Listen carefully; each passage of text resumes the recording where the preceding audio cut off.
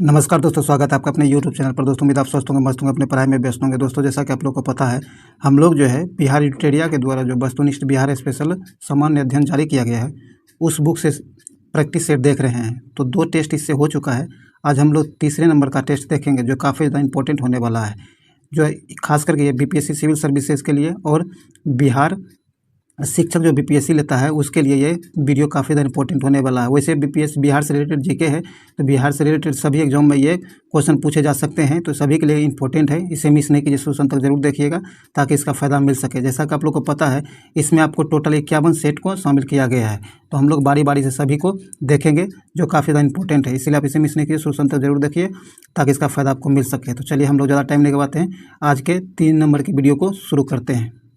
आज का तीसरा सेट का पहला क्वेश्चन कहता है कि बिहार के किस भाग से सर्वप्रथम पुरापाषाण कालीन औजार प्राप्त हुए। कहता है बिहार के वो कौन से भाग हैं जहाँ से सर्वप्रथम पुरापाषाण कालीन औजार प्राप्त हुआ है। तो इसका सही आंसर आपको हो जाएगा दक्षिण भारत से। कहाँ से?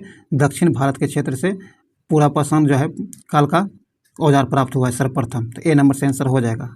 आगे कहता है बिहार को जानने के लिए सर्वाधिक प्राचीन साहित्य स्रोत है। कहता है बिहार को जानने के लिए सर्वाधिक प्राचीन साहित्य कौन सा है। तो इसका सही आंसर आपको हो जाएगा ये अथर्ववेद। क्या है? अथर्ववेद। बी नंबर से आंसर होगा अथर्ववेद।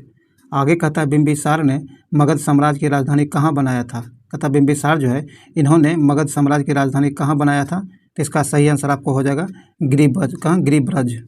ए नंबर से आंसर होगा गिरिब्रज। चलिए आगे है। आगे कहता है मौर्यकालीन नगर प्रशासन में कितने समितियों का सहयोग प्राप्त था। कहता मौर्यकालीन नगर प्रशासन जो था इसमें कितने समितियों का सहयोग प्राप्त होता था। तो इसका सही आंसर आपको हो जाएगा 6 समितियों का। कितना? 6 समितियों का। बी नंबर से आंसर होगा 6 समितियों का। आगे कहता तृतीय बौद्ध संगीति का आयोजन कहाँ किया गया था। तृतीय बौद्ध संगीति जो हुआ था ये कहाँ हुआ था इसका आयोजन। तो आपको पता है पाटलिपुत्र में। कहाँ? पाटलिपुत्र में इसका आयोजन हुआ था। तो यहाँ सी नंबर से आंसर हो जाएगा पाटलिपुत्र। तो पहला आपको देखिए, पहला राजगीर में हुआ था, दूसरा आपको वैशाली में हुआ था, तीसरा पाटलिपुत्र में हुआ था और चौथा आपको कश्मीर में हुआ था। तो ये आप ध्यान रखिएगा। तो यहाँ सी नंबर से आंसर हो जाएगा पाटलिपुत्र। आगे कहता है प्रसिद्ध सूफी संत मखदूम। कहता है प्रसिद्ध सूफी संत मखदूम शरफुद्दीन यहया मनेरी की दरगाह कहाँ स्थित है। तो यह जो स्थित है आपको बिहार शरीफ में स्थित है। कहाँ? बिहार शरीफ में स्थित है। ए नंबर से आंसर होगा बिहार शरीफ। चलिए आगे है। आगे कहता है तुगलक काल के समय बिहार की राजधानी कहाँ थी। कहता है तुगलक काल के समय में बिहार की राजधानी कहाँ थी। तो बिहार की राजधानी तुगलक समय में आपको बिहार शरीफ थी। कहाँ? बिहार शरीफ थी। बी नंबर से इसका बिहार शरीफ। आगे मिथिला के कर्नाट वंश। कहाँ है? मिथिला के कर्नाट वंश के शासकों की राजधानी कहाँ थी। मिथिला में जो कर्नाट वंश शासन कर रहे थे उसकी राजधानी कहाँ थी। तो उसकी राजधानी जो थी आपको सिमरावगढ़ थी। कहाँ? सिमरावगढ़ उसकी राजधानी थी। किसकी? कर्नाट वंश की। इसका शासन कहाँ था? मिथिला क्षेत्र में। तो ए नंबर से इसका सिमरावगढ़। आगे कहता है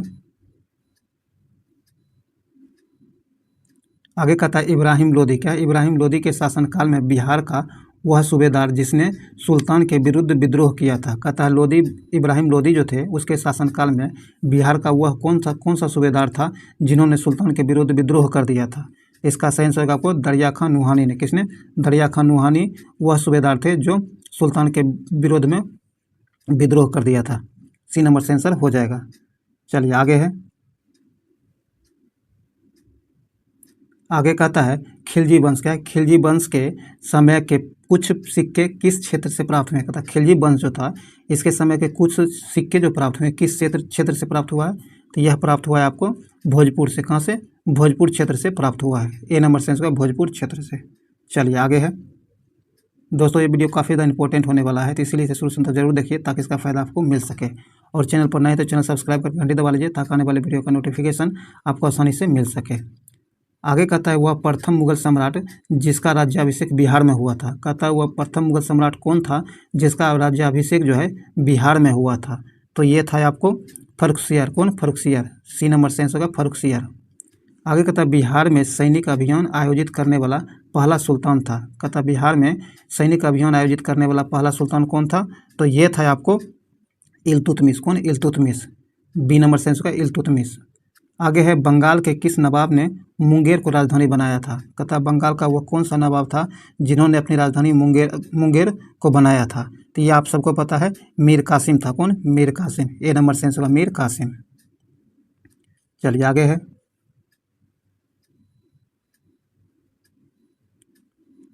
आगे कहता है बिहार को अलग राज्य के रूप में स्थापित करने के लिए किस राजनेता ने सक्रिय योगदान रहा है? कहता है बिहार को अलग राज्य बनाने में, स्थापित करने में किस राजनेता का सक्रिय योगदान रहा था, ये आपको बताना है।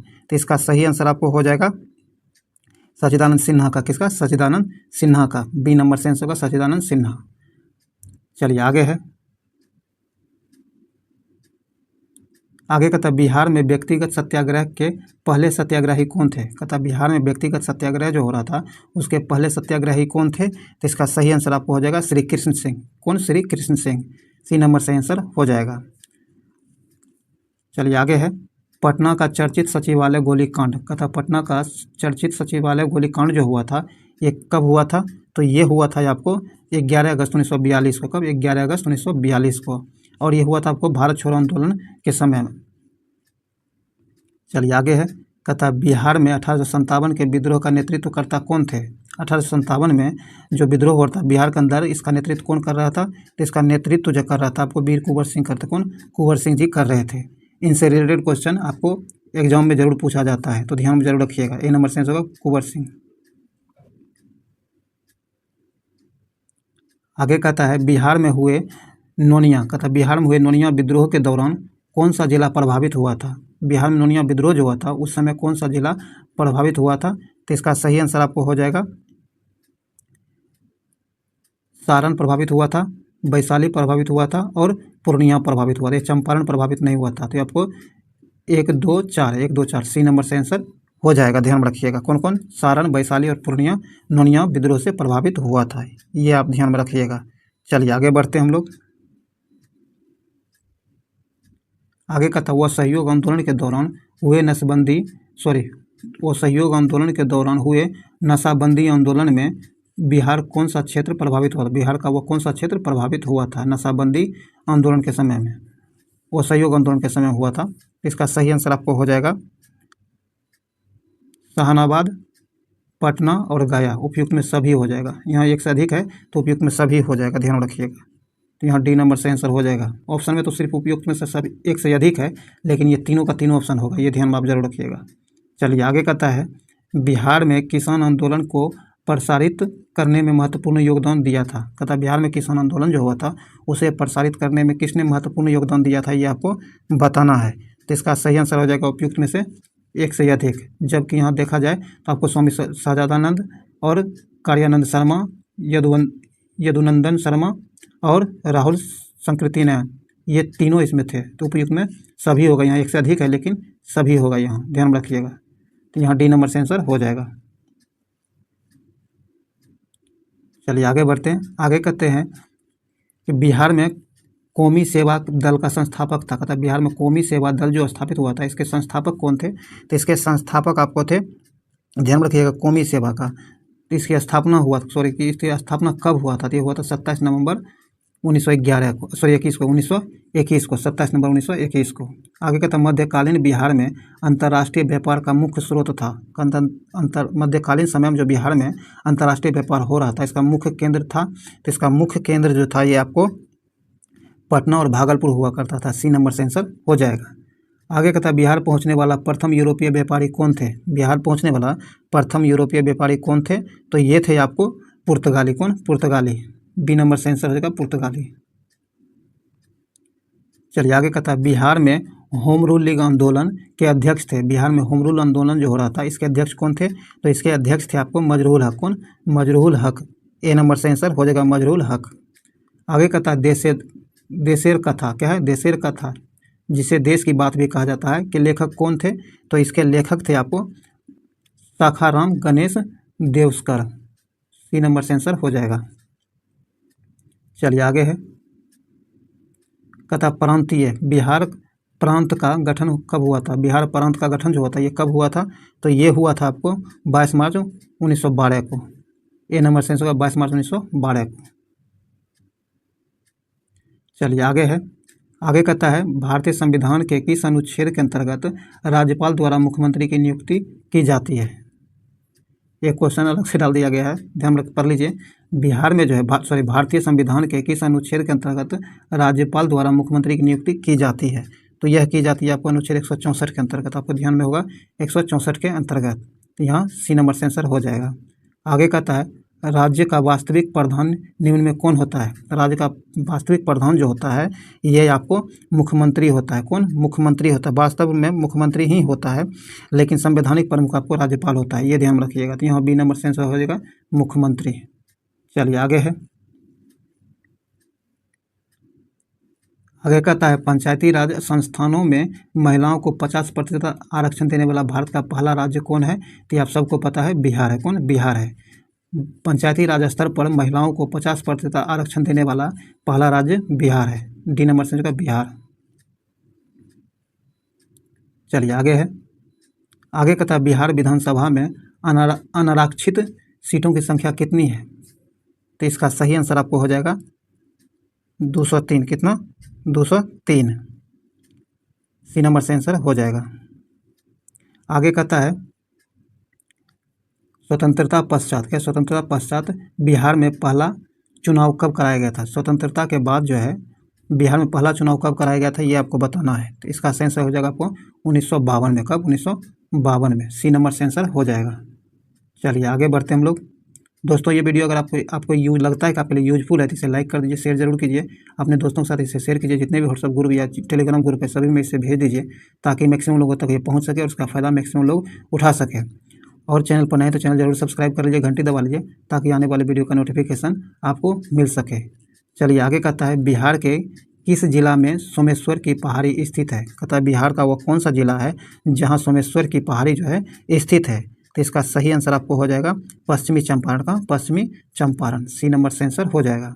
आगे कहता है विधान परिषद में सदस्यों का कार्यकाल कितने वर्ष का होता है। कहता है विधान परिषद में सदस्यों का कार्यकाल जो होता है ये कितने वर्ष का होता है। यह आप सबको पता है कि 6 वर्ष का होता है। कितना? 6 वर्ष का होता है। सी नंबर से आंसर होगा 6 वर्ष का। चलिए आगे है। आगे कहता है कि राष्ट्रीय आपातकाल क्या है। राष्ट्रीय आपातकाल के दौरान किसी भी राज्य में विधानसभा की अवधि प्रत्येक बार में कितने समय के लिए बढ़ाया जा सकता है। कहता है अगर राष्ट्रीय आपातकाल चल रहा हो तो उस दौरान किसी भी राज्य में विधानसभा की अवधि जो है प्रत्येक बार में कितने समय के लिए बढ़ाया जा सकता है। तो इसका सही आंसर आपको हो जाएगा हर बार 1 वर्ष के लिए बढ़ाया जा सकता है। 1 नंबर से आंसर हो जाएगा 1 वर्ष के लिए। चलिए आगे कहता है बिहार में पहली बार राष्ट्रपति शासन कब लागू हुआ था। बिहार में पहली बार जो है आपको राष्ट्रपति शासन कब लागू हुआ था ये आपको बताना है। तो इसका सही आंसर आपको हो जाएगा 1968 से 69 में। ए नंबर से आंसर हो जाएगा। और ये बताइए जिस समय यह राष्ट्रपति शासन लगा था प्रथम बार बिहार में तो उस समय बिहार का राज्यपाल कौन था। इससे पिछले वाले टेस्ट में हम आपको बता चुके हैं, तो आप उसे ज़रूर कमेंट बॉक्स में बताइएगा। चलिए आगे कहता है 2011 की जनगणना के अनुसार बिहार की ग्रामीण तथा शहरी जनसंख्या का प्रतिशत क्या है। कहता है 2011 की जनगणना जो हुआ है उसके अनुसार बिहार के ग्रामीण तथा शहरी जनसंख्या का प्रतिशत क्रमशः कितना है। तो इसका सही आंसर जो है ये आपको हो जाएगा।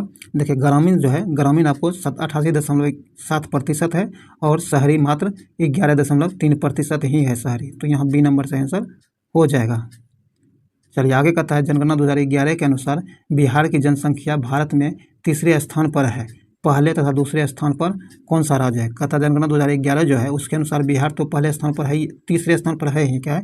तीसरे स्थान पर है, लेकिन पहले और दूसरे स्थान पर कौन से राज्य है ये आपको बताना है। तो पहले और दूसरे स्थान पर जो है आपको पहले स्थान पर उत्तर प्रदेश और दूसरे स्थान पर महाराष्ट्र है और तीसरे पर तो बिहार है ही। तो यहाँ सी नंबर से आंसर हो जाएगा। चलिए आगे है। आगे कहता है बिहार का पहला दूरदर्शन केंद्र स्थापित किया गया था। कहता है बिहार का पहला दूरदर्शन केंद्र जो है यह कहाँ स्थापित किया गया था। तो आप सबको पता है मुजफ्फरपुर में स्थापित किया गया था। मुजफ्फरपुर में। बी नंबर से आंसर होगा मुजफ्फरपुर। चलिए आगे कहता है बिहार की प्रथम चीनी मिल जो मढ़ौरा वर्तमान सारण में जो है की स्थापना किस वर्ष की गई थी।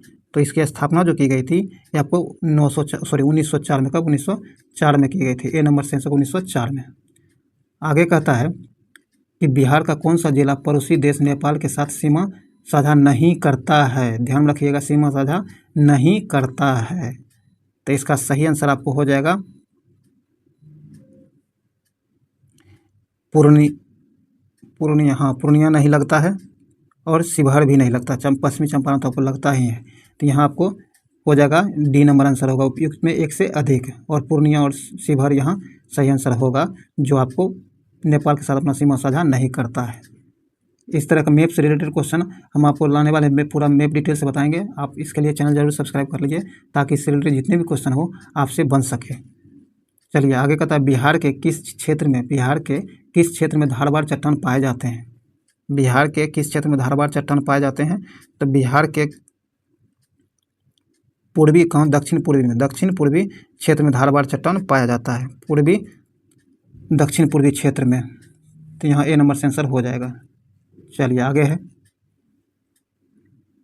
आगे कहता है, गंगा के मैदानी क्षेत्र की पुरानी कछारी मिट्टी निम्न में से किस नाम से जानी जाती है? कहता मैदान के क्षेत्र की पुरानी कछारी मिट्टी जो होती है उसे किस नाम से जाना जाता है?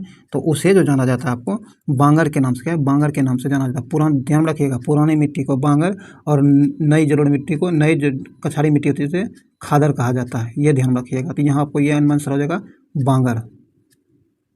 चलिए आगे है, कहता समुद्र तल से बिहार की औसत ऊंचाई कितनी है? कहता समुद्र तल जो है इससे बिहार की औसत ऊंचाई कितनी है? तो इसका सही आंसर आपको हो जाएगा 53 मीटर, 52 दशमलव कुछ मीटर होता है। तो यहाँ 53 सॉलिड आंसर ले सकते हैं। यहाँ बी नंबर से आंसर हो जाएगा। और ये एग्जाम में पूछा भी गया, बहुत बार पूछा गया है, तो इसीलिए आप इसे जरूर ध्यान रखिएगा।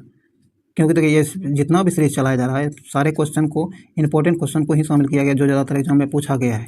नहीं तो अपनी पूरा फॉलो कीजिए इस चैनल को।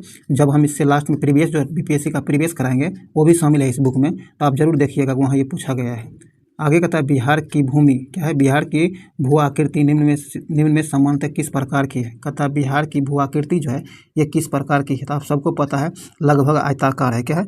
लगभग आयताकार है। ये नंबर से आंसर हो जाएगा। चलिए आगे कहता है कि कोपेन क्या है? कोपेन के अनुसार उत्तरी बिहार की जलवायु किस प्रकार की जलवायु प्रदेश में आते हैं? तो इसका सही आंसर हो जाएगा आपको CWG। क्या है? CWG। यह भी क्वेश्चन आपको बीपीएससी के अंदर पूछा गया है, ध्यान में जरूर रखिएगा। आगे कहता है, बिहार का अधिकांश भाग निम्न में से किस प्रकार की मिट्टी से आच्छादित है? कहता है बिहार का अधिकांश भाग जो है निम्नलिखित में से किस प्रकार की मिट्टी से आच्छादित है अधिकांश रूप से? तो इसका सही आंसर आपको हो जाएगा कछारी मिट्टी से। किससे? कछारी मिट्टी से। क्योंकि आपको पता है कि बिहार बाढ़ पीड़ित क्षेत्र है, यहाँ ज़्यादातर बाढ़ होता है, तो कछारी मिट्टी ही होगी। तो यहाँ ए नंबर से आंसर हो जाएगा। आगे कहता है, बिहार के कितने प्रमंडलों से होकर गंगा नदी बहती है? कहता है बिहार के कितने प्रमंडलों से होकर गंगा नदी बहती है? तो ये आपको बताना है। तो इसका सही आंसर हो जाएगा 7 से। कितना? 7 से।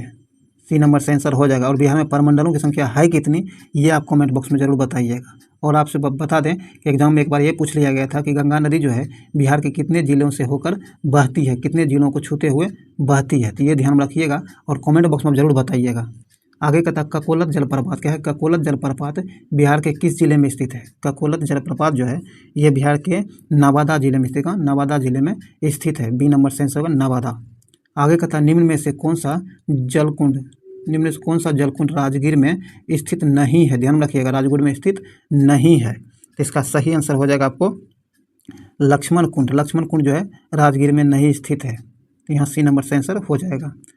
आगे कहता है, बिहार के किस जिला को मक्का का घर कहा जाता है? कहता है बिहार का कौन सा जिला है जिसे मक्का का घर कहा जाता है? तो ये आपको बेगूसराय को कहा जाता है। किसे? बेगूसराय को कहा जाता है। सी नंबर से आंसर बेगूसराय। दोस्तों ये वीडियो यहीं समाप्त होता है। उम्मीद है वीडियो आपके लिए यूजफुल रहा है। अगर ये वीडियो आपके लिए यूजफुल रहा होगा तो आप इसे लाइक जरूर कर दीजिए, अपने दोस्तों के साथ शेयर कीजिए। चैनल पर नए हैं तो चैनल को सब्सक्राइब करके घंटी दबा लीजिए, ताकि जब भी वीडियो अपलोड किया जाए तो उसका नोटिफिकेशन आप तक आसानी से पहुंच सके। तो चलिए इस वीडियो को यहीं समाप्त करते हैं। मिलते हैं अगले वीडियो में, तब तक के लिए जय हिंद।